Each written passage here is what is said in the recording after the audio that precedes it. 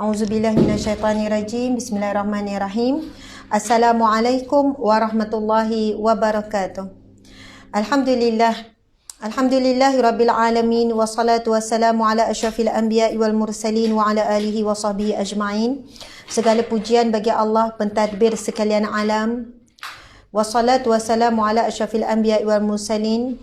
Dan segala wassalatu wassalam, salawat ataupun rahmat, kita mohon rahmat daripada Allah Subhanahu wa taala buat junjungan agung Nabi Muhammad sallallahu alaihi wasallam dan juga para ahli keluarga baginda dan juga para sahabat. Masya-Allah. Ini dia macam saya ingat. Dia kena gini sikit. Ni kena tengok sebelum sebenarnya. Bukan masa live baru nak baik, nak adjust kedudukan apa semua. Sekejap ya, kita adjust kedudukan Instagram.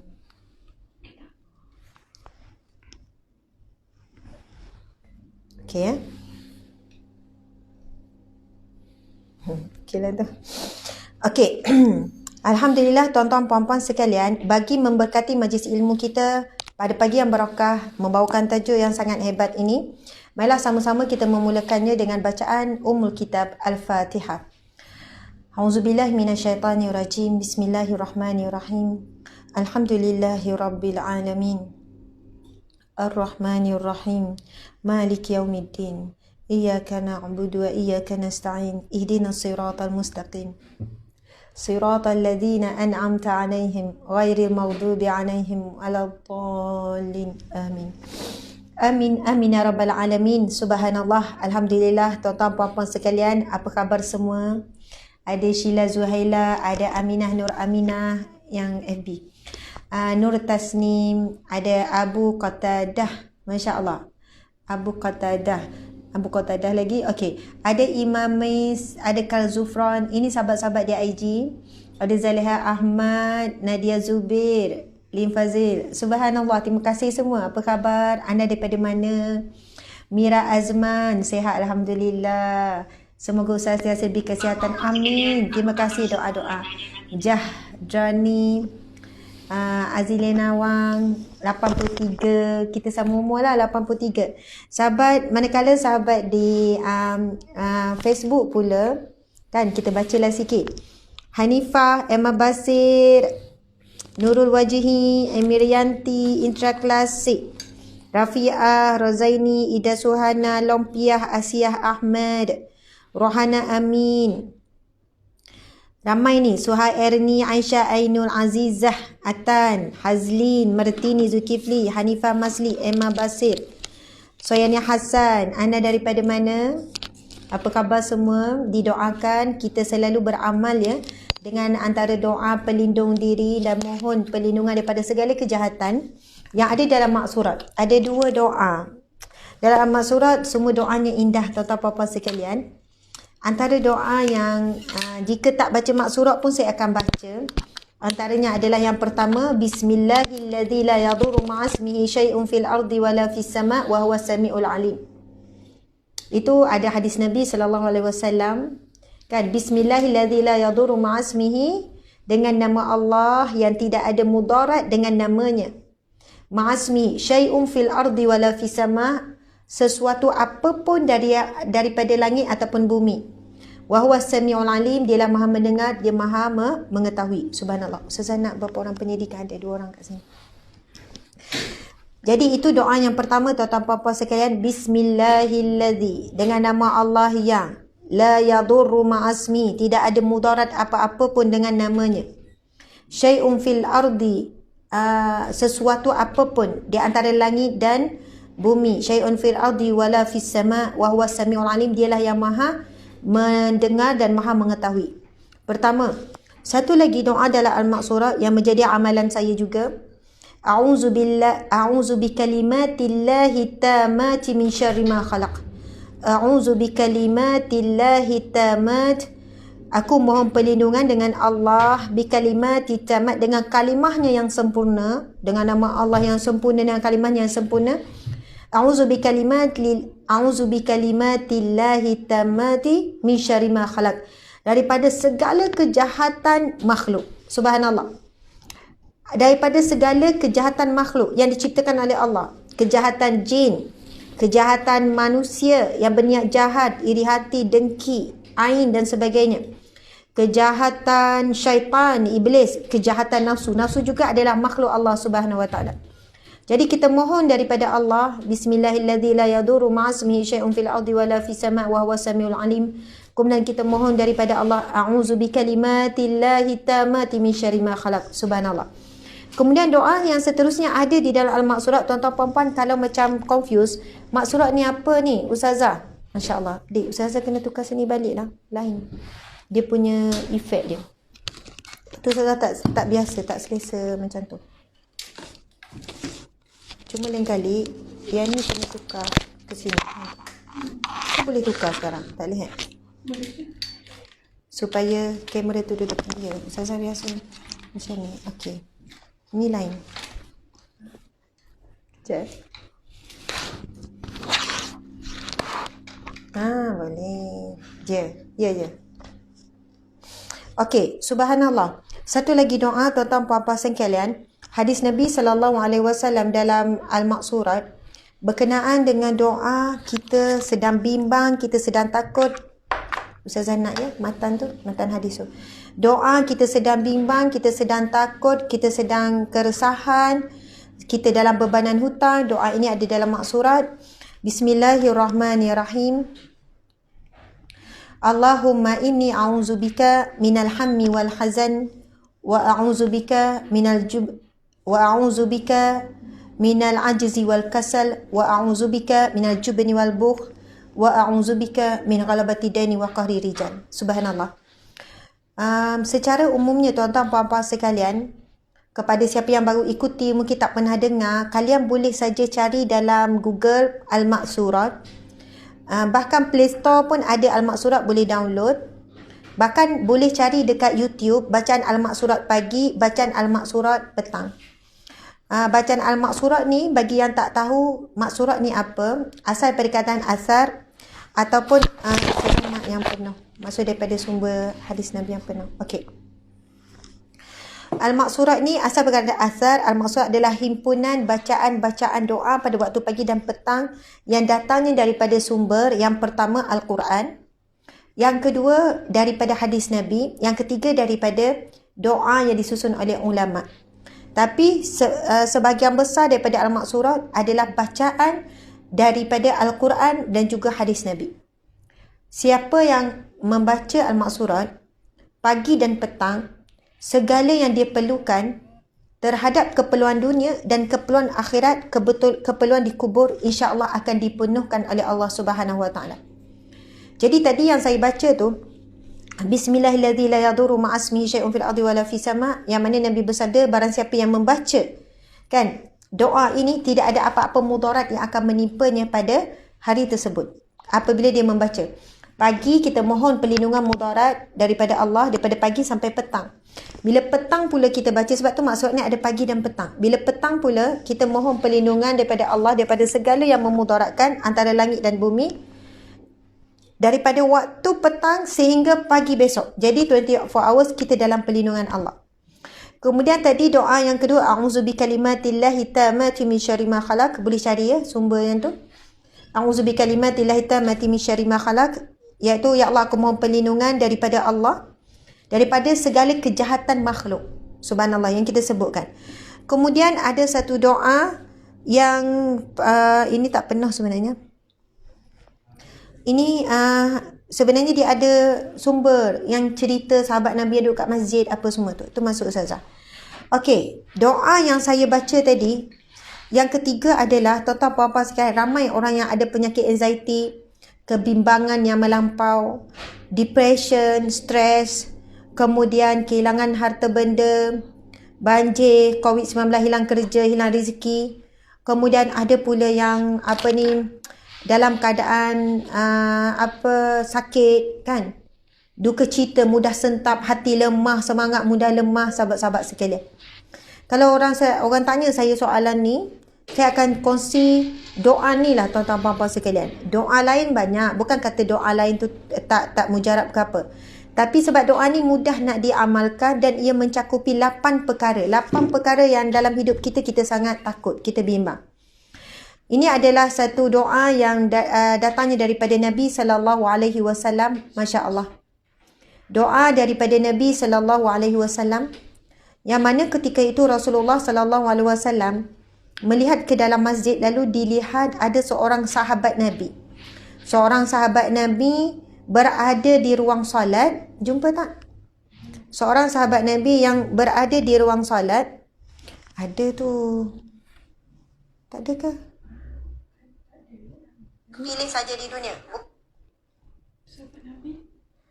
Ya, seorang sahabat Nabi duduk dalam masjid, lalu Rasulullah tengok dia dalam keadaan berduka cita. Okey. Hadis Abu Sa'id Al-Khudri radhiyallahu anhu, daripada Abu Sa'id Al-Khudri radhiyallahu anhu katanya, Rasulullah sallallahu alaihi wasallam telah masuk masjid. Rasulullah masa tu masuk masjid. Tiba-tiba terdapat seorang sahabat bernama Abu Umamah radhiyallahu anhu yang sedang duduk di sana. Beliau bertanya. Siapa bertanya? Nabi Muhammad sallallahu alaihi wasallam bertanya, "Wahai Abu Umamah, kenapa aku melihat engkau sedang duduk di dalam masjid sedangkan bukan waktu solat?" Maksudnya mungkin ketika ni Abu Umamah duduk di masjid bukan pada waktu solat. Kalau waktu solat Rasulullah tak tanyalah. Kan kalau waktu solat asar, nak solat asar lah tu. Ini maksudnya dia duduk dalam masjid bukan pada waktu kebiasaan solat fardu. Lalu Abu Umamah menjawab, "Ya Rasulullah, duka cita dan hutang menyelubungiku, wahai Rasulullah." Awak kata, aku sedang sedih, aku sedang berduka, aku sedang sekian-sekian. Masya Allah. Lalu Rasulullah sallallahu alaihi wasallam menjawab, "Maukah kamu aku ajarkan satu doa, jika kamu membacanya Allah akan menghilangkan rasa duka citamu dan melesaikan hutangmu?" Abu Umamah menjawab, "Sudah tentu, wahai Rasulullah." Lalu baginda pun bersabda, "Ucapkanlah pada tiba waktu pagi dan petang bacaan ini." Jadi tuan-tuan puan-puan sekalian, kenapa maksud ada bacaan pagi dan petang? Kerana ia bersumberkan kepada hadis-hadis Nabi yang Nabi menyebutkan secara jelas bacaan itu perlu dibaca pada waktu pagi dan petang. Petang bila? Lepas asar, itu petang lah. Kalau lupa nak baca lepas asar, boleh je baca selepas maghrib. Lupa juga lepas maghrib, nak tidur baru baca, bacalah. Tapi sebaiknya baca selepas subuh, iaitu pagi. Kemudian baca pula selepas petang. Tuan-tuan puan-puan sekalian, ketika Nabi menyebutkan, menyarankan untuk kita beramal dengan hadis ini, Nabi berikan kita satu motivasi. Yang mana Nabi sebut, "Maukah kamu aku ajarkan kepada kamu satu doa. Jika kamu membacanya, Allah akan menghilangkan rasa duka cita." Yang menghilangkan rasa duka citanya adalah Allah Subhanahu Wa Taala. Dan melansaikan hutangmu. Bayangkan, dalam hadis ini, Rasulullah menyatakan, Allah yang akan melansaikan hutang kita. Jangan pula kita bertanya, macam mana Allah nak lansaikan hutang? Turun duit daripada langit ke? Tiba-tiba ada malaikat hantar duit ke? Tentang bagaimana Allah membantu kita melansaikan hutang. Bila kita sebut doa, doa adalah satu bentuk permainan hamba jika tidak disusuli dengan usaha. Doa-doa duduk kat rumah, goyang kaki, layan TV, layan telefon. Lepas tu kata saya dah doa, nanti Allah lansaikan hutang. Itu adalah satu fitnah. Itu adalah satu permainan hamba, mempermainkan doa. Dan antara ciri-ciri doa dimakbulkan, Allah memberikan kepadanya kekuatan untuk ikhtiar. Allah memberikan dia kekuatan untuk mencari jalan keluar. Allah berikan dia ilham yang benar untuk dia buat. Alhamdulillah, bisnes kali ni jadi sebab dia dah minta pertolongan dengan Allah. Bisnes sebelum ni dia banyak minta pertolongan, nasihat manusia je. Kan, pergi kursus sana, pergi kursus sini, nampak orang tu berjaya buat juga gini-gini. Dia banyak bertanya dan meminta pandangan dan panduan manusia. Tapi dia tidak mohon pertolongan daripada Allah. Allahu Akbar. Mulalah dia rasa dah belanja puluh ribu, ribu, tapi tak jadi. Kenapa orang tu buat jadi, aku tak jadi dan sebagainya. Subhanallah. Maka tuan-tuan puan-puan sekalian, apabila Allah hendak, Allah berkehendak untuk melesaikan hutang kita, Masya Allah, ia boleh datang dalam bentuk yang tidak disangka-sangka, kadang dalam bentuk paksa. Suatu perkara yang orang paksa suruh sekian-sekian. Tuan-tuan, puan-puan sekalian, kalau saya cerita sikit, ini kita belum baca ni doa ni. Tak apalah, saya cerita selepas habis doa. Nabi bertanya, maukah kamu, siapa yang nak cari doa ni ustazah ni, sumber mana doa ni? Boleh buka Mufti Wilayah Persekutuan. Mufti Wilayah Persekutuan ada dalam artikel Irsyad Fatwa 180. Boleh buka Irsyad Al-Hadis siri ke 180, doa-doa untuk melaisakan hutang. Tekan je doa-doa untuk melaisakan hutang, keluarlah Irsyad Al-Hadis siri ke 180 di bawah Jabatan Mufti Wilayah Persekutuan. Masya Allah. Kalian akan jumpa doa ini daripada sumbernya hadis riwayat Abu Daud. Subhanallah. Jadi Nabi bertanya, wahai Abu Umamah, maukah kamu aku ajarkan kepada kamu satu doa, jika kamu membacanya, Allah akan menghilangkan rasa duka cita. Susah hati, sedih, kecewa tu Allah akan hilangkan. Dan melansaikan hutangmu. Lalu Abu Umamah menjawab, sudah tentu wahai Rasulullah. Maka baginda bersabda, ucapkanlah pada waktu pagi dan petang dengan bacaan ini, doa ini. Doa ini sama-sama kita baca tuan-tuan puan-puan sekalian. Bismillahirrahmanirrahim. Allahumma inni a'udzubika minal hammi wal hazan wa a'udzubika minal ajzi wal kasal wa a'udzubika minal jubni wal bukhl wa a'udzubika min ghalabati daini wa qahri rijal. Amin ya rabbal alamin. Subhanallah. Dalam doa ini ada 8 permintaan kita terhadap Allah, dan ke-8 perkara yang kita minta ini adalah sesuatu yang kita sangat perlukan sepanjang hayat, sepanjang hari, sepanjang hayat kita. Dan jika kita dilindungi daripada Allah, dilindungi oleh Allah daripada 8 perkara ini, insya-Allah kita akan mencapai tahap kebahagiaan dan ketenangan dalam hidup di dunia, alam kubur sehingga alam akhirat. Subhanallah. Yang pertama kita mohon dengan Allah, Allahumma inni a'udzubika minal hammi wal hazan. Ya Allah, sesungguhnya aku mohon perlindungan daripadamu daripada rasa duka cita dan kesedihan. Rasa duka cita dan sedih. Sedih ni tuan-tuan puan-puan sekalian, ia bukan bergantung kepada perkara yang menyedihkan, tapi bergantung kepada hati kita menerima suasana yang menyedihkan tersebut. Ada orang, dia mudah sentap, mudah sedih. Kan, perkara kecil-kecil dah sedih, dah murung, dah macam-macam. Ada orang memang berat ujian dia, tapi dia maintain, tabah, senyum, cool saja. Maksudnya di sini, kita tidak boleh mengawal perkara sekeliling tuan-tuan puan-puan sekalian. Kita tak boleh nak mengawal. Kita tak boleh kawal orang yang datang tak menyedihkan kita. Kita tak boleh kawal sesuatu itu tidak berlaku sebab saya tak suka benda ni, kalau jadi benda ni saya sedih, jadi saya nak kawal. Tak boleh. Kita tak mampu mengawal perkara-perkara di luar diri kita. Yang kita mampu kawal adalah hati kita. Yang perlu diubah adalah hati kita diubah memiliki hati yang lebih kuat menghadapi ujian Allah. Jadi, untuk dapat hati yang kuat, mesti minta dengan Allah. Masya Allah. Ada yang tanya, kalau kita baca maksud saja boleh kan? Boleh. Tapi afdal membaca sebagaimana lafaz Rasulullah SAW. Memang boleh baca terjemahan saja. Dan orang yang uzur, haid, boleh baca doa ni, tak ada masalah. Yang sedang nifas ke, tak ada masalah. Baca saja tuan-tuan. Baca pagi, baca petang. Dan untuk makluman, siapa yang bertanya, saya tengok dia yang bertanya, siapa yang uzur, haid dalam keadaan kotor, boleh saja baca daripada waktu pagi sampailah untuk pagi dan petang. Bacaan dalam maksurat tu semua boleh dibaca walaupun dalam keadaan uzur. Subhanallah. Ya, betul. Ada yang kata kita jangan stres benda yang kita tak mampu kawal. Sebab ada benda yang kita mampu, let it go. Yang kita tak mampu, let it go. Maksudnya kita tak boleh ubah orang tu. Kita tak boleh nak suruh suasana sebagaimana yang kita nak. Tapi kita boleh ubah diri kita. Yang pertama, doa itu memohon 2 perkara. Iaitu Allahumma inna a'udzubika minal hammi wal hazan. Ya Allah, aku mohon perlindungan daripadamu, daripada rasa sedih dan duka cita yang berlebihan. It's normal tuan-tuan puan, kalau sedih, muka sedih, it's normal. Takkanlah gelak, ha, kau kenapa? Aku tengah sedih ni, ha. Memang tak normal lah tuan-tuan puan sekalian. Duduk gelak-gelak, kan, senyum. Ni kenapa macam bahagia? Suami meninggal, Masya Allah. Takkan macam tu pula kan?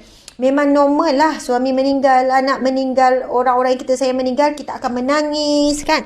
Menangis teresak-esak. Janganlah kita perlu kata, jangan menangis teresak-esak, kena redha. Itu fitrah. Menangis itu kekuatan. Menangis dengan rasa redha itu kekuatan. Lepaskan. Allah ciptakan air mata untuk dikeluarkan. Dan kadang-kadang lepas menangis kita rasa lega, lapang. Subhanallah. Tapi beza menangis redha dengan menangis tak redha. Masya Allah. Masa menangis tu kan sebut ya Allah, ya Allah. Jadi Allahumma inni a'udzubika minal hammi wal hazan. Ya Allah, aku mohon perlindungan daripada rasa sedih dan duka cita. Wa a'udzubika minal ajzi wal kasal. Ya Allah, aku mohon perlindungan daripada rasa lemah dan juga rasa malas. Lemah semangat, rancangkan main lagi. Beli planner Ustazah Asma lagi tulis. Tapi lemah semangat. Kan, lemah nekat, lemas usaha dan kasad dan malas. Sebab itu malas ini berdosa tuan-tuan puan-puan sekalian. Adalah akhlak yang mazmumah malas ni. Jadi, sebenarnya tuan-tuan puan, kalau kita fikirlah, kalau kita ni orang yang rajin, memang sebenarnya kita dah berubah dah tahap, tak tahu tahap apa bombastik dah kita ni. Saya selalu fikir pasal diri saya. Saya selalu kata macam ni, kalaulah saya ni rajin, ibu yang rajin, saya dah hafal banyak hadis, anak-anak pun dah hafal banyak hadis. Maksudnya ada je masa walaupun sibuk untuk, okey, hafal minggu ni hadis ni. Saya pun hafal, anak pun hafal, patut tasmik pada hari Jumaat. Habis satu hadis. Sebulan dapat 4 hadis. Saya selalu fikir, kalau saya rajin, ahli keluarga saya boleh jadi ahli Al-Quran. Yang mana saya pun hafal banyak Al-Quran, anak-anak pun hafal Al-Quran. Kalau saya rajin, saya boleh hasilkan dah banyak buku. Tapi saya sedar bahawa saya juga diuji dengan malas. Ada ketikanya malas, tak semangat, ajzi wal kasal, lemah. Lemah semangat, lemah nekat, lemah ni dan juga malas. Itu normal. Saya pun ada penyakit tu. Tetapi dengan kita beramal dengan doa ni, mudah-mudahan kita kurang sifat malas dan juga sifat lemah. Akhirnya, Allah menjadikan kita selalu sibuk. Tak sempat nak malas-malas. Bekerja je sana sini. Sebab itu orang yang sebut, Ustazah, saya macam tak sempat rehat. Saya kata syukurlah. Syukur puan tak sempat rehat. Sebab yang banyak membunuh jiwa manusia adalah waktu lapang. Ini kalam ulama. Yang paling banyak membunuh manusia, jiwa manusia adalah waktu lapang.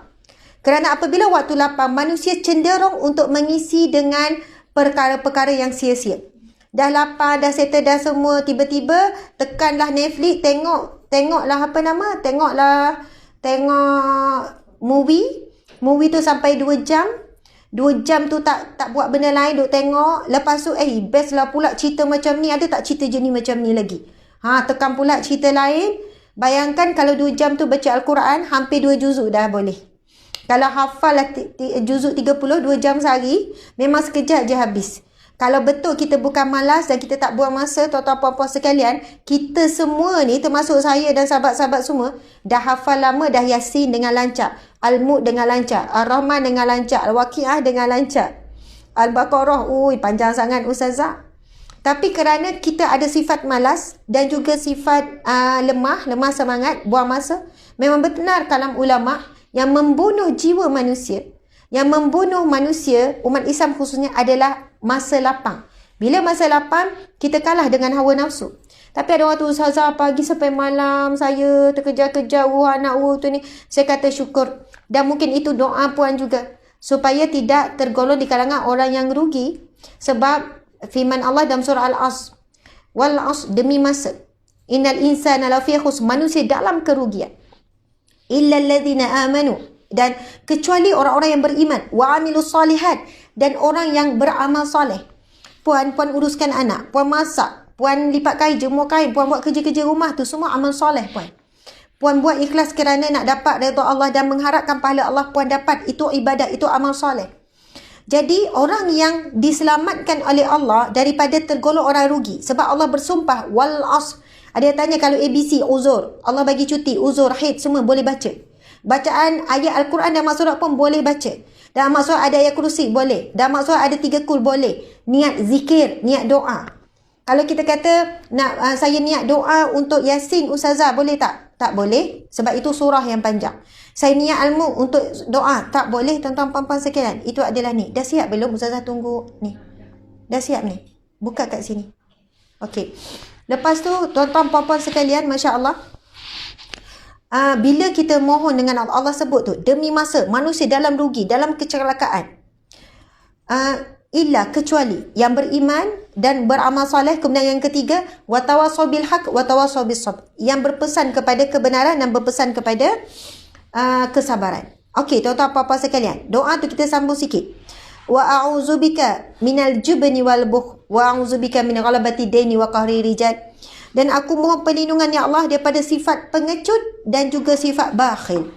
Sifat penakut, terlalu bimbang berlebihan, dan sifat bakhil, kedekut. Dan yang ke-7 dan ke-8 kita minta dengan Allah, wa a'udzubika min ghalabati daini wa qahri rijal. Dan ya Allah, aku mohon perlindungan daripadamu ya Allah daripada kekerasan manusia. Daripada kekerasan manusia, kezaliman manusia, penganiayaan manusia, penipuan manusia, pengkhianatan manusia. Wa qahri rijal, letak kat depan ni. Wa qahri rijal, kan, wa min ghalabati daini wa qahri rijal, daripada nak tunjuk okey, slide ni okey. Okey, bolehlah letak balik kat sini. Kekerasan manusia, kezaliman manusia, wa ghalabati daini wa qahri, dan juga bebanan hutang. Sebab itu insya-Allah tuan-tuan puan-puan yang dirahmati Allah sekalian, mudah-mudahan dengan doa ini 8 perkara kita minta dengan Allah. Yang pertama, daripada sedih yang berlebih-lebihan dan juga daripada kedukaan, kemurungan. Ini orang yang sakit macam-macam sekarang ni. Kemudian yang kedua, ketiga, keempat kita mohon daripada sifat lemah dan juga malas. Yang kelima dan keenam kita mohon daripada Allah perlindungan daripada penyakit pengecut, penakut dan juga kedekut. Ini semua boleh merosakkan kita ni. Kedekut, orang kedekut rezeki dia pun sempit. Orang yang pengecut, takut itu, takut ini, terlalu penakut. Nak pergi interview tak boleh cakap, gemuruh dia terlampau sangat. Takut nak bercakap tentang kebenaran, takut nak mempertahankan hak, takut nak tulis dekat post FB pun takut. Post tu, lepas post tu, takut tengok pula kira berapa orang like, lepas tu tanya pula respon, takut. Kan hidup orang kata nak melangkah takut, nak buat keputusan takut, nak bisnes takut, tak bisnes pun takut. Kan? Macam-macam. Nak buat iklan, takutlah. Jadi ini satu penyakit bisikan syaitan supaya kita tak boleh berubah, kita tak boleh ke depan, kita tak nak baju. Jadi doa ni lengkap tuan-tuan puan-puan sekalian. Mohon perlindungan daripada minal jubni wal bukh, daripada pengecut, penakut dan juga kedekut. Subhanallah. Kemudian doa ini yang ke-7 dan ke-8 kita mohon apa? Ghalabati daini, bebanan hutang, wa qahri rijal, dan penganiayaan, kezaliman, fitnah yang dilakukan oleh manusia. Masya Allah. Subhanallah tuan-tuan puan-puan sekalian. Kalau anda tanya ustazah apa amalan ustazah sekian-sekian, saya selalu jawab jawapan yang sama. Saya beramal dengan al-maqsurat. Ustazah kubra ke sughra? Saya terus terang, saya amal al-maqsurat sughra saja. Tapi yang terbaik kubra. Lagi banyaklah bacaannya. Tapi mungkin saya kurang bagus lah dalam bab ini. Saya hafal dan beramal dengan maqsurat sughra, yang kecil, yang pendek, pagi dan petang. Lepas tu tutup dengan doa yang telah disusun tu. Sebab itu saya selalu baca doa tu. Dan anak-anak kami pun diwajibkan baca pagi dan petang. Lepas dia solat subuh memang akan baca. Lepas solat asar akan baca. Biasa kami akan baca berjemaah. Akan duduk sama-sama dan baca. Kemudian kami pastikan diri kami dan anak-anak faham apa yang dibaca. Masya Allah, Allahu Akbar. Jadi tuan-tuan puan-puan sekalian, kita tidak tahu kuasa doa, tapi Nabi sebut ad-du'a silahul mu'mini, doa senjata orang mukmin. Jadi senjata ni dia punya peranan sebagai apa? Kenapa Nabi sebut doa senjata? Dia sebagai benteng. Dia sebagai perlindungan. Senjata kita guna untuk apa? Lawan musuh. Musuh kita siapa? Syaitan. Hawa nafsu kita. Senjata guna apa? Untuk protect diri kita. So doa adalah protection. Subhanallah. Daripada perkara-perkara yang buruk. Jadi bila kita baca al-maqsurat, banyak sangat doa-doa yang maksur daripada hadis yang sahih. Contohnya yang terakhir, minta maaf lah saya mula mukadimah macam ni terus masuk inti. Dalam al-maqsurat ada sayyidul istighfar. Ini berdasarkan hadis Nabi SAW. Barang siapa yang membaca sayyidul istighfar pada waktu pagi, maka jika dia mati meninggal dunia sebelum waktu petang, dia dicatat baginya bakal penghuni syurga. Dan apabila dia baca pula pada waktu petang, lalu dia meninggal antara waktu sehinggalah pagi, meninggal mati waktu tidur ke dan sebagainya, maka dicatat baginya bakal penghuni syurga. Subhanallah. Sayyidul Istighfar, mungkin ramai yang sudah hafal. Bismillahirrahmanirrahim. Allahumma anta rabbi la ilaha illa anta khalaqtani wa ana abduka wa ana ala ahdika wa wa'dika mastata'tu. A'udzu bika min syarri ma sana'tu wa abu'u laka bi ni'matika 'alayya wa abu'u bi dhanbi faghfir li fa innahu la yaghfiru dzunuba illa anta. Subhanallah. Itu Sayyidul Istighfar. Fadilat dia sangat besar. Siapa baca pada waktu pagi dengan penuh rasa mohon ampunlah, dengan rasa daripada hati yang khusyuk, kan, faham maksud Allah apabila dia mati antara waktu pagi hingga waktu petang, kan, akan terus dicatat baginya bakal penghuni syurga. Bukan kecil tuan-tuan, bukan bakal dapat anugerah apa-apa. Ini anugerah teristimewa, tertinggi, anugerah ahli syurga. Tuan-tuan apa-apa sekalian, kat dunia ni ada macam-macam lah ahli. Ahli tapui ada, ahli kowe ada, ahli MW ada, ahli apa lagi, ahli macam-macam ahli lah, kan, macam-macam ahli, grup-grup. Tapi sejauh mana kita berusaha untuk menjadi ahli syurga. Jadi Sayyidul Istighfar ni tuan-tuan puan-puan, Nabi sebut siapa yang membacanya pada waktu pagi, jika meninggallah sebelum waktu petang, dicatat baginya bakal penghuni syurga. Kemudian siapa yang membaca pada waktu pagi, pada waktu petang, lalu dia meninggal dalam tempoh sehingga sebelum pagi, sebab itu dia kena pagi dan petang tu, maka dicatat baginya penghuni syurga. Tuan-tuan puan-puan sekalian, kalau orang yang tanya, Ustazah, mudahnya nak jadi ahli syurga, baca tu je. Subhanallah tuan-tuan puan-puan sekalian, siapa yang istiqamah dengan Sayyidul Istighfar, baca pagi, baca petang, insya-Allah dia seseorang yang tidak melakukan maksiat. Dan dia seseorang yang selalu bertaubat. Dan dia seseorang yang tidak melanggar perintah Allah dan tinggalkan larangan Allah. Sebab Sayyidul Istighfar sendiri ada doa dan ikrar penyataan kita, kelemahan diri kita dan pengakuan terhadap dosa. Sebab itu kita sebutkan Sayyidul Istighfar ini perlu dibaca dengan rasa berdosa, rasa bersalah. Bukannya baca Sayyidul Istighfar pagi siap-siap 10 kali lagi dia baca, tapi dalam waktu yang sama dia melakukan maksiat. Dia tengok video lucah, dia dedah aurat, dia buat sesuatu yang mungkar. Maka itu menunjukkan Sayyidul Istighfar itu tidak menjadi benteng. Tetapi tuan-tuan puan-puan sekalian, bukan kita kata tunggu jadi baik baru beramal, tak. Beramal immediately. Dengan itu Allah akan bantu kita merasa pahit dengan maksiat. Allah akan bantu kita untuk menghalang kita daripada buat perkara-perkara yang berdosa. Mungkin hasil daripada kita baca Sayyidul Istighfar, sebab kita bakal dicatat sebagai penghuni syurga, maka Allah selamatkan kita, lindungi kita daripada manusia-manusia yang mengajak kepada kejahatan. Orang tu baru je nak ajak membawang, baru je nak ajak menghalia, mengunyit, kan. Bawang dah habis, cerita tak habis lagi, halia pula dia sambung. Halia dah habis, dah kupas, ada lagi tak apa-apa boleh kupas sebab cerita belum habis. Itu yang namanya membawang, menghalia, mengunyit tu, kan. Tapi Allah halang manusia-manusia ni untuk dekat dengan kita, sebab kita beramal dengan Sayyidul Istighfar. Subhanallah. Maksudnya di sini, kita lemah untuk mengawal diri kita daripada maksiat. Tapi bila kita beramal dengan zikir-zikir seumpama ini, Allah yang mengawal semuanya. Allah halang manusia baru ingat nak ngumpat dengan kita tentang seorang kawan tu yang dulu kita pun sakit hati. Dia baru je, "Hey, kau mai sini kejap." "Ya, ada apa?" "Assalamualaikum warahmatullahi." Tiba-tiba kita bagi salam, kan. Dia pun jawab, "Waalaikumsalam warahmatullahi." "Kenapa awak panggil saya?" Tak ada apa-apa." Tiba-tiba tak ada apa-apa, blank. Kan, ingatkan nak cari rakan membawang tadi. Masya Allah, Allahu Akbar. Jadi tuan-tuan puan-puan sekalian, nak sebutnya dalam beberapa ketika keadaan kita tak mampu mengawal, tapi Allah mahal mengatur segalanya. Allah ya Bari, Allah ya Musawwir, Allah ya Hakim, Allah ya Alim, Allah ya Rashid. Maka kita serahkanlah diri kita kepada Allah. Okey, tuan-tuan puan-puan yang dirahmati Allah sekalian, pertamanya tu mukadimah panjang tu, kan, tak apa, ada sebab lah tu Allah izinkan tu, kan. Pertama, saya nak ucapkan jutaan terima kasih kepada UTM, Universiti Teknologi Malaysia. Ini tempat suami saya belajar. Suami saya buat Master Chemical Engineering. Suami saya bukan ustaz, yang selalu orang panggil ustaz-ustaz tu, kan. Dia background adalah Chemical Engineering, kimia lah, kejuruteraan kimia. Belajar di UTM Johor. Manakala emak saya pula adalah graduan daripada UTM KL dan UTM Johor. Mak saya bidang fizik. Walaupun orang panggil dia ustazah sebab dia pakai jubah tudung bulat macam ni lah. Orang panggil dia ustazah fizik. Tapi mak saya di UTM juga. Jadi saya sangat rapat lah, dekat lah dengan UTM. Saya tak tahu anjuran ni UTM Johor ke KL ni. Tapi Universiti Teknologi Malaysia lah. Okey, bagi minggu Cilik Fik Wanita, tema adalah kekasih gelap teman tapi mesra.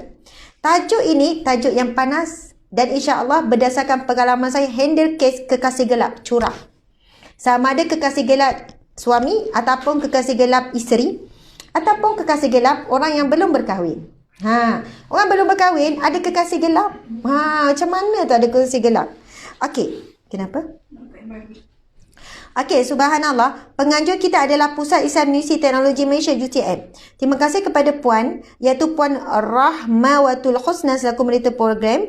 Kemudian pihak Masjid Sultan Ismail Universiti Teknologi Malaysia UTM. Ini kerjasama ya, Masjid Sultan Ismail. Kemudian semua muslimin-muslimat dimati Allah sekalian. Jadi bolehlah kita menyumbang kepada tabung Masjid Sultan Ismail Universiti Teknologi Malaysia. Masya Allah. Tajuknya adalah Kekasih Gelap Teman Tapi Mesra. Mohon terasa ya, siapa yang ada kekasih gelap, teman tapi mesra. Sila sentap. Okey, subhanallah, tuan-tuan puan kita akan share ni. Siapa yang membawa, tuan terasa, menghalia, mengunyit. Okey, mana ni? Oh, jatuh. Okey, tuan-tuan puan, cuba sekarang kita akan lihat kepada slide yang disediakan. Masya Allah, slide yang disediakan. Perbincangan kita adalah berkenaan dengan kekasih gelap, teman tapi mesra. Siapa yang ada masalah ni, mana depan, mana belakang ni? Ya? Okey. Ketika saya menjadi perunding rumah tangga, kes curang di tempat kerja sangat tinggi. Kes curang dengan IPA 2 pun tinggi. Bukan nak kata tinggi tapi ada. Kes curang, rakan sekerja. Ialah rakan sekerja sepejabat tadi. Jadi bagaimana bila saya berhadapan dengan kes begini, teman tapi mesra. Contoh macam ni lah kan. Biasa. Sekarang PKP tak adalah. Tapi dan PKP sekarang, satu tak ada. Kedua, PKP sekarang tak dibenarkan makan. Ramai rakan sekerja, perempuan dan lelaki, dia keluar berdua atas dasar pergi minum pagi. Pergi makan tengah hari. Makan pula dekat kedai makan, berdepan pula duduk laki ni. Bila orang tengok, tu siapa? Rakan sekerja. Bila orang tegur, janganlah fikir bukan-bukan, ini rakan sekerja kot. Kan? Lepas tu, saya sendiri pernah tegur di depan mata saya, bila ada situasi yang begini. Lepas tu, kadang-kadang tu, kita tengok, bila dah selalu di pejabat, pagi petang di pejabat kan, tuan-tuan puan-puan sekalian dah jadi terlebih mesra, rapat. Duduk kat pantry sama-sama, bergurau senda, kadang gurau pun sampai benda-benda yang lucah, kadang cakap sampai benda-benda dalam kain. Kan, atas dasar dah rasa biasa. Bayangkan ya, 8 jam di pejabat. Dah gurau senda, dah jadi, rasa macam dah adik-beradik. Seolah ni telah merobohkan benteng. Nauzubillah min zalik. Dan keadaan ini telah membuka ruang-ruang yang lain. Pernah di hadapan saya tengok, contohnya, dia main tepuk tampar. Kan, maksudnya yang perempuan ni tepuk bahu lelaki ni. Kau ni tepilah sikit aku nak lalu. Contoh kan. Lepas tu saya tu tegur. Mana boleh tepuk lelaki. Lepas tu dia jawab. Berlapik lah. Lagipun aku tak ada nafsu lah kat dia ni. Dia jawab macam tu. Lagipun aku tak ada nafsu lah dekat dia ni. Bukan level aku lah dia ni. Jawab macam tu kan.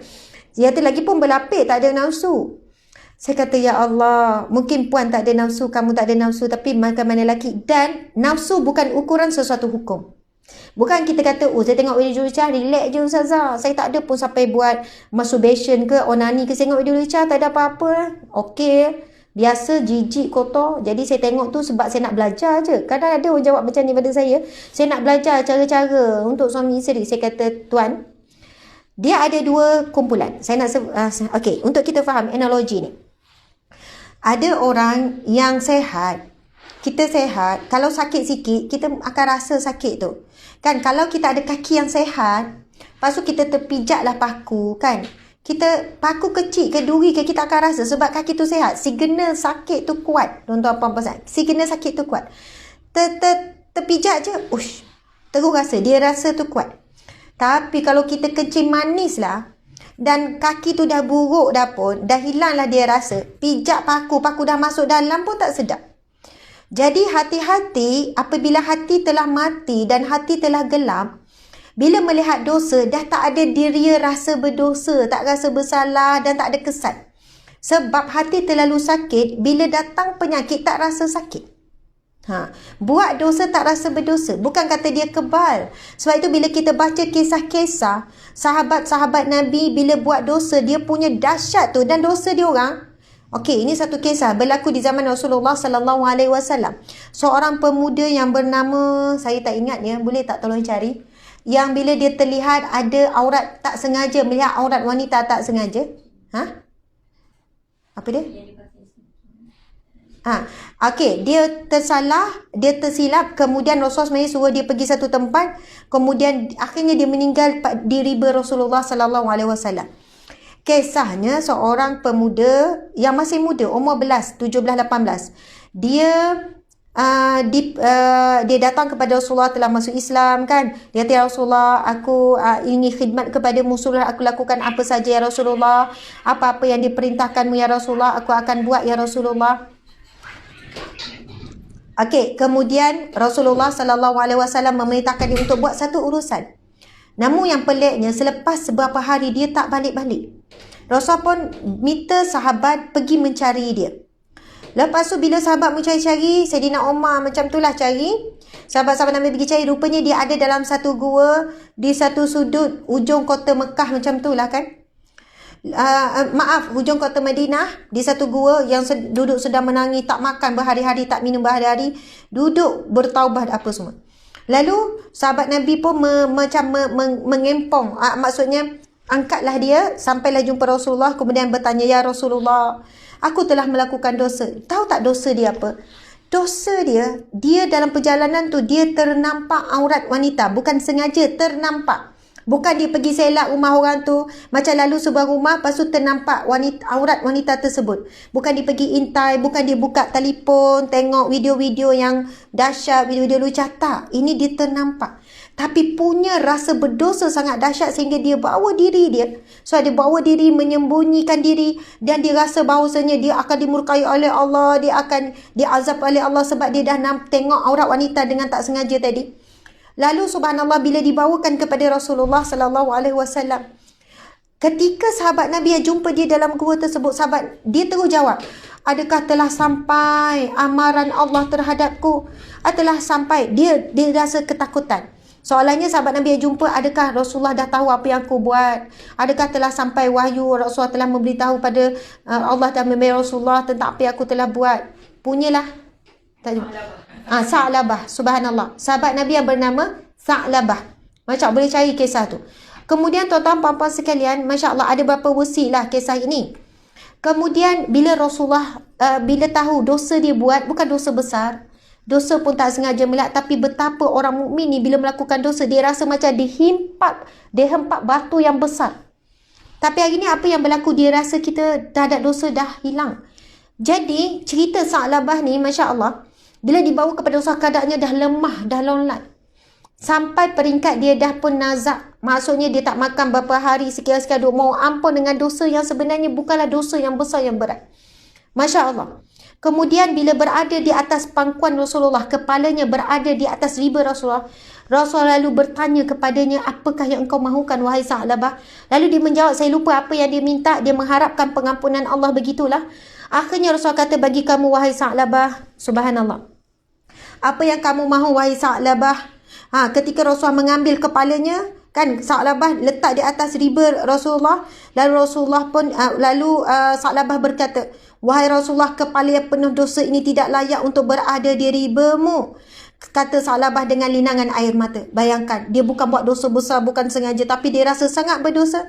Lalu Rasulullah pun bertanya, apa yang kamu mahu Sa'labah? Aku mahu keampunan Allah. Apa cita-citamu wahai Sa'labah? Cita-citaku hanya syurga Allah. Tolong doakan ya Rasulullah. Lalu Rasulullah pun menjawab, wahai Sa'labah, aku menjamin kepadamu apa yang kau inginkan. Subhanallah, Allahu Akbar. Bayangkan Rasulullah menjamin baginya apa yang dia inginkan. Tuan-tuan, puan-puan sekalian, dia minta apa? Supaya Allah mengampuni. Dan Allah pilih dia untuk menjadi ahli syurga. Subhanallah. Maka Rasulullah kata, aku menjamin bagimu apa yang kamu mahukan. Ini kelebihan orang yang selalu bertaubat dan dia benar-benar dalam taubatnya. Bukan taubat pada lidah. Astagfirullah, astagfirullah, astagfirullah, astagfirullah. Tiba-tiba ada orang menyapa. Hei, kau tahu tak cerita Sabah? Astagfirullah, cerita pasal apa? Astagfirullah, dahsyatnya bos. Lagi-lagi, ya Allah, zikir tu. Tapi dia sambung umpat tu, bawang tu. Jadi kadang kita istighfar tapi kita bukan istighfar yang betul-betul. Sa'labah ni akhirnya dia meninggal, dia wafat, dia meninggal dunia di ribaan Rasulullah sallallahu alaihi wasallam. Dan diceritakan wallahu alam, cerita yang ni disahkan atau tidak, ketika Rasulullah ingin pergi menziarahi, akan setelah Sa'labah diuruskan, kemudian sahabat-sahabat berada di perkuburan, Masya Allah, kemudian ketika itu Rasulullah nak pergi ke kubur Sa'labah. Bila sahabat-sahabat nampak Rasulullah nak pergi, sahabat-sahabat pun beri jalan kepada Rasulullah untuk Rasulullah lalu untuk ke kubur Sa'labah. Namun Rasulullah berjalan dengan agak susah, macam lalu tempat sempit-sempit. Sahabat nampak laluan tu dah lapang, dilapangkan untuk Rasulullah lalu. Tapi Rasulullah lalu tu macam melalui tempat yang sempit. Faham ya? Kemudian dikatakan bahawasanya Rasulullah mengatakan bahawasanya Sa'labah, betapa ramainya para malaikat turun mengiringi jenazah Sa'labah. Tapi yang nampak hanyalah Rasulullah. Sebab tu Rasulullah walaupun jalan itu dah lapang, tapi Rasulullah jalan dengan agak susah kerana Rasulullah dibuka hijab. Betapa ramainya malaikat turun untuk mengiringi jenazah Sa'labah. Ini kelebihan dan kekuatan, kemuliaan orang yang selalu bertaubat. Bagaimana kita ni yang dah terlalu biasa dengan dosa. Sebab itu, sesetengah daripada kita kalau tengok sesuatu maksiat tak rasa apa-apa. Tengok cerita drama Melayu hari ini dengan watak suami isteri yang bukan suami isteri, tapi melakukan watak suami isteri mesra. Cium tangan, cium pipi, peluk dalam bilik. Kita rasa apa? Sebab itu tuan-tuan puan, kami bukan nak kata bagus tak, tapi ikhtiar saya nak jaga hati diri dan anak-anak. Rumah kami ada TV, tapi siaran Astro tak ada, siaran Enjoy tak ada, drama-drama TV lama tak tengok. Pernah juga buka Netflix, mengaku ni pernah juga kan terpengaruh, tapi sekejap lepas tu delete. Kemudian TV tu tinggal YouTube saja dan kita pilih siaran. Dan anak-anak normal je, bukan anak-anak tu jadi anak-anak zaman purba ke, ketinggalan zaman ke, tak ada. Walaupun dia tak kenal arti, dia tak biasa tengok ke apa, sekali-sekala kita pilihlah movie yang bagus untuk dilihat. Hari ini kerana dah terbiasa mata melihat perkara yang mungkar, tak rasa apa-apa, gelak-gelak je. Habis-habis kita marah, teruknya Eddie ni, lepas tu tengok lagi. Sedangkan kita tahu itu maksiat. Yang berlakon itu adalah ajnabi. Bukan pasangan suami isteri. Kalau pasangan suami isteri pun berlakon dalam keadaan gitu pun tak dibenarkan. Masya Allah. Nak katanya, normalisasi terhadap maksiat telah lama berlaku dalam diri kita, dalam masyarakat kita. Tengok video, tengok cerita, tengok movie sekian-sekian. Normalize tu dah berlaku. Sedangkan mata, apa yang kita lihat akan dihisap oleh Allah. Kita melihat maksiat depan mata. Kita tak mampu nak tegur artis tu. Kita tak mampu nak tegur pelakon. Kita tak mampu nak tegur pengarah. Yang kita mampu adalah merasa benci terhadap perbuatan tersebut. Lalu kita meninggalkannya dan kita mendoakan. Subhanallah. Tapi kita hari ini telah menjadi apa? Telah menjadi penyumbang kepada rating TV. Dan akhirnya mereka dapat pendapatan, mereka dapat anugerah itu ini, mereka mendapat banyak kan rating itu. Jadi wallahu alam, kita tak tahu besok kita akan dihadapkan ketika di mahsyar untuk menjadi saksi kebaikan ataupun saksi keburukan. Kita akan dibangkitkan di mahsyar kelak sebagai penyumbang kepada kebaikan ataupun penyumbang kepada kemungkaran. Ustazah, saya tengok tu kira penyumbang ke? Wallahu alam, saya tak berani nak cakap secara total. Tetapi setiap kali kita tengok, rating akan naik, bayaran TV pun semakin naik, benda tu akan berkaitan. Jadi bagi orang beriman, kita cubalah mengawal diri ni. Kita tak boleh kontrol di luar, kawal diri sendiri. Janganlah pula ustazah ni keras sangat, tegas sangat, itu tak boleh, apa yang boleh. Sebenarnya yang boleh lagi banyak. Sebenarnya channel-channel dekat YouTube, cerita-cerita yang bagus banyak. Bagi saya banyak. Kadang-kadang cerita Mak Saleh tak ada unsur-unsur seksual, tak ada unsur yang lucak apa semua pun, ada banyak cerita-cerita yang bagus untuk dilihat. Kan boleh tengok tu yang dapat Emmy Award untuk dapatkan ni, boleh. Jadi siapa yang membiasakan hiburan yang maksiat, maka dia sukalah. Siapa yang tak suka, dia akan jumpa hiburan-hiburan yang lain. Subhanallah, Allahu Akbar. Okey, tuan-tuan, puan-puan sekalian. Kita dah cerita tadi kisah Sa'labah. Cuma nak kaitannya adalah hari ini bukan masalah kita kebal dosa, tapi sebab kita dah immune. Bukan nak kata immune ke? Kita dah di-blend dengan maksiat sampai tak rasa berdosa dengan maksiat. Itu masalah utama kita. Bukan kata, saya tengok perempuan seksi, saya okey, iman saya kuat, tak tergugat. sahabat-sahabat Nabi, Imam Syafi'i, subhanallah, ternampak saja dah hilang ingatan, bukan hilang ingatan, dah mengganggu hafalan. Kalau kita kata, lemahnya Imam Syafi'i, takkan ternampak aurat perempuan dah lupa dah. Nak katanya betapa dia menjaga mata dia, menjaga telinganya, menjaga dirinya. Bila tersalah je, dia terus bagi efek. Dan efek tu, efek yang dia boleh kesan. Kita ni na'udzubillah sebab dah imun, dah terbiasa dengan dosa maksiat. Dengar benda yang haram, tengok benda yang haram, cakap pun kadang na'udzubillah yang haram. Bila berlaku je dosa tu, efek tu tak ketara pada diri sebab dah teruk sangat. Kalau kaki kecil manis tu dah buruk, kita cocok dengan pisau dia tak rasa, tak ada diria dah. Cocok dengan jarum pun tak rasa. Doktor kata kena potong dah ni. Kalau tak melarat ni, dia akan merosakkan yang lain. Sebab itu hati yang terlalu sakit dah hitam, kalaulah kertas ni kan, contohnya warna hitam, mana warna hitam? Tak apalah, bayangkan warna hitam lah. Kalau hati dah hitam kan, lepas tu kita titik pula dengan warna hitam, nampak lagi tak hitam tu? Tak nampak dah lah. Kan? Dah hitam dah semua, titik-titik hitam tak nampak. Tapi kalau bagi orang yang hatinya bersih, kan, seperti warna, maksudnya kertas putih, kalau kertas putih, titik satu terus nampak. Tapi kalau dah hitam semua, titiklah banyak mana. Sebab itu kita takut hati kita dah hitam, dah gelap. Sehingga kan bila buat maksiat tak rasa apa-apa. Masya Allah, Allahu Akbar. Allahu Akbar. Na'udzubillah min zalik. Ustazah, nak macam mana? Saya rasa saya dah sampai tahap tu lah. Saya tengok maksiat, saya tak rasa apa-apa. Jadi apa yang perlu saya buat? Istighfar. Astaghfirullah, astaghfirullah. Tadi tu, Sayyidul Istighfar baca. Mau taubat dengan Allah. Sampailah hati kita ada kembali dia rasa tu. Masya Allah. Okey, tuan-tuan puan-puan sekalian, nanti kita akan, lama dah tak dapat tengok tu, mungkin beruk-beruk tu asbab saya. Oh, ada ni. Kabel Enjoy saya dah kena cabut dengan beruk banyak kali. Ni Salsabilah Tahir. Bagus ni. Kabel Enjoy saya dah kena cabut dengan beruk banyak kali. Sekarang saya dah malas nak panggil orang Astro datang betulkan. Lama dah tak tengok TV. Mungkin beruk-beruk tu asbab saya tak tengok TV. Allahu Akbar. Allah, terima kasih beruk kan. Saya nak cerita ni, Salsabilah Tahir dia share pengalaman dia, itu pengalaman kami juga. Sebenarnya rumah saya tak jauh ni daripada pejabat ni, 5 minit je. Tapi belakang rumah kami adalah bukit, lepas tu hutan sikit dan banyak beruk. Banyak kera, banyak beruk. Dan kami pernah pasang Astro, tapi sama. Asyik Astro tu kena beruk, memang selalu kumpul kat atas atap tu kan. Ustazah viral, kok beruk pun kenal, tak tahulah kan. Tapi memang